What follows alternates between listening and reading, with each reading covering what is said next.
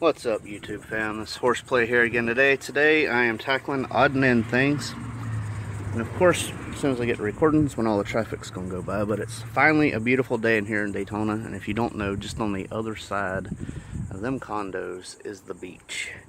I am in walking distance of the beach. It's a beautiful day today, but I got car work to do. And my back's not exactly killing me right now, so do what I can. I'm starting on my oil change. I've already drained the oil.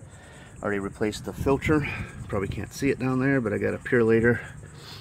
Got a lot of cleaning up to do up here, but this is what I'm using today. This is Max Oil. If you don't know Max Oil, look up Max Oil USA. They have amazing research and development. So all the motorcycles go by real quick. Max Oil is big in the drifting scene. They go out, they thrash their cars in drift events, they beat the shit out of their oil, they analyze their oil.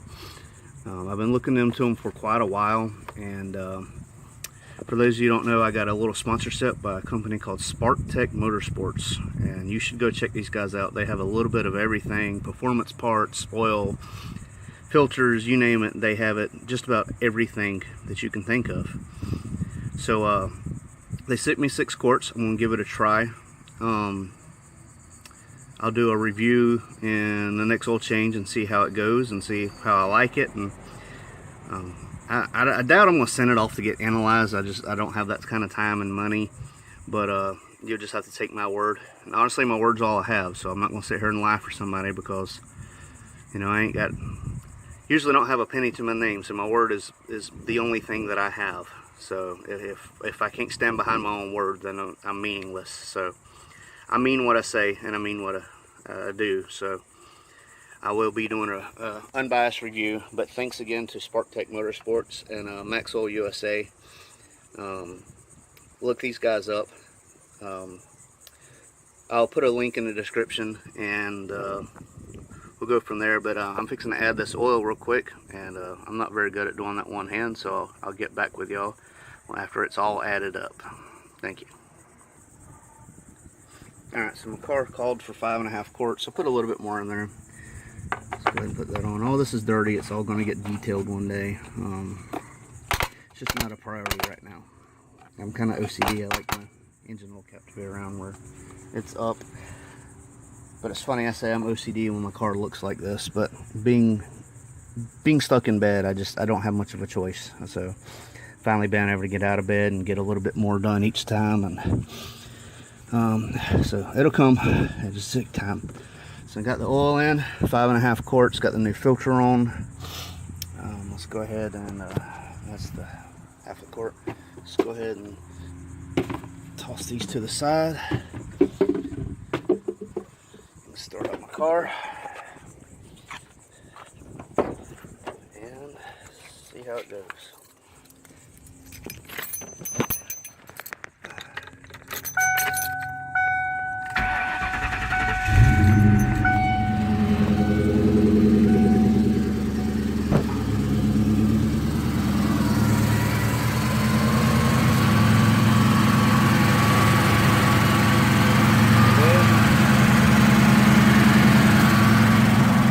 I did make a mess earlier, but it's not dripping now.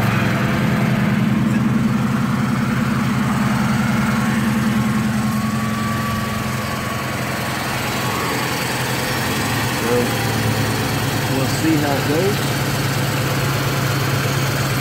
I'll do a test on it soon.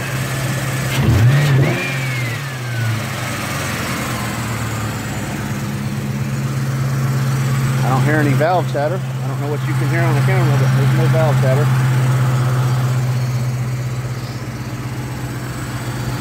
Go ahead and check my oil pressure.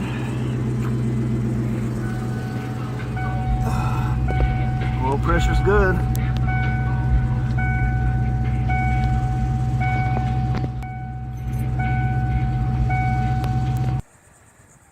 Now that the oil change's done, this is going to be my next thing. NGK TR55s, number 3951. I was going to go with TR6s. They didn't have any in stock. I didn't feel like waiting, so didn't feel like there was really a need to switch since I wasn't spraying or boosting yet. So Yes, I said yes. I plan on spraying one day. But so that's gonna be the next thing. So let me get this done and we'll be moving on to the next project. Now on these, when I do the anti-seize, a lot of people say, well, anti-seize will foul out a spark plug. Well, you don't put it way up here by the electrode. You put it down on the threads a little bit, 3 or 4 threads down, and just do a couple dabs. You don't need a shit ton on there. It's just to help so the metal don't gall up in the cylinder head. And don't over tighten these, just hand tighten a little bit more and that's it. You don't need to ugga-dugga. Now with aluminum heads, I'm sure most of y'all know, but when you put this spark plug in, I've already got an extension, put it in, don't put it on the ratchet, put it in and do it by hand, because if you can't get it by hand, it's more than likely cross thread, and you don't want to throw that wrench on there, start torquing down on it if you can't get a couple spins like this. See how I'm spinning it? It's in, let's see, pull it out. An extension stay in, but there's not a spark plug on the end of it. It's in the threads. So now I can tighten it down. Just going to do a little comparison here. And that spark plug, how shiny and clean it is. And this is an Autolite that came out of it. It's not very, you know, worn down a lot, but it's burnt. And you see that reddish tint? That's from a fuel additive. I guess from what I've read about fuel additives at gas stations when they put it in. But this is the beauty now, gapped at 54. That's all the plugs. Let's go start it up. See if it's gonna be smooth, see if I messed up anything.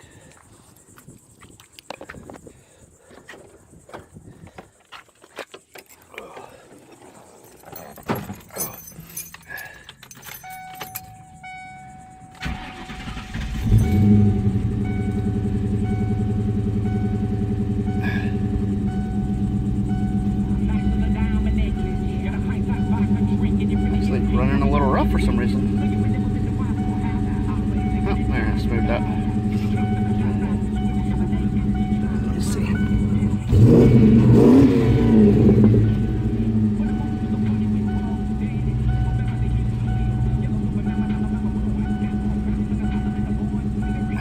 So there we go. One more thing done. Let's keep going from here. Just a little edit. The car will run and start like shit when you leave this undone and this undone. I could have edited that out, but I decided, hey, let's leave it. I'm human. Show people everybody makes mistakes. If your car won't start up right, go back and look at what you just did. Really simple. Trace your steps. Yesterday I did not get to make the rest of my video. My mom showed up. She came by and visited. After she got done, I had to make dinner. And everything just kind of ran over, so I didn't even get to finish. And as usual, in Daytona, it's always about terrain. I don't know what it is, but loves the rain over here. Anyway, what I did to my car today, that I was going to do yesterday, is I took my exhaust, and you can still see the mufflers back there, but my mid-pipe was hanging probably lower than where my mufflers are. So I brought that up a good 2.5 inches, maybe 3. My mufflers, even being that low, never scraped. It was always the front of the mid-pipe that scraped. Just about any little bump I went over, a speed bump, it sounded like it was ripping my exhaust off.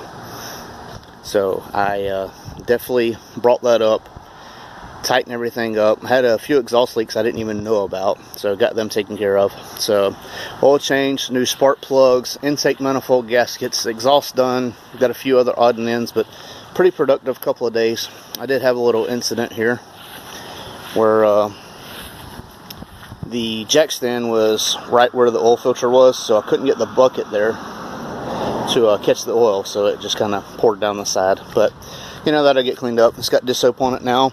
I don't know if you can hear the thunder in the background, but it's probably about to pour.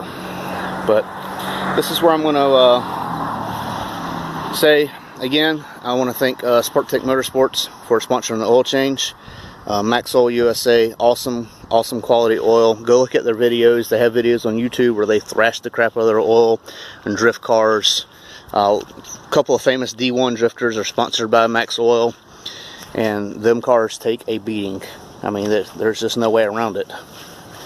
So, got that done. Go check out Spark-Tech Motorsports. Again, they have a little bit of everything. Whether you got a Subaru, a Mustang, it doesn't matter. They have parts, and they have just a crazy amount of parts in a different array, from exhaust to intakes to just anything you can think of. Just go check them out. I'll have a link in the description. As usual, please like, subscribe, dislike, whatever. Leave me a comment. Let me know what you think.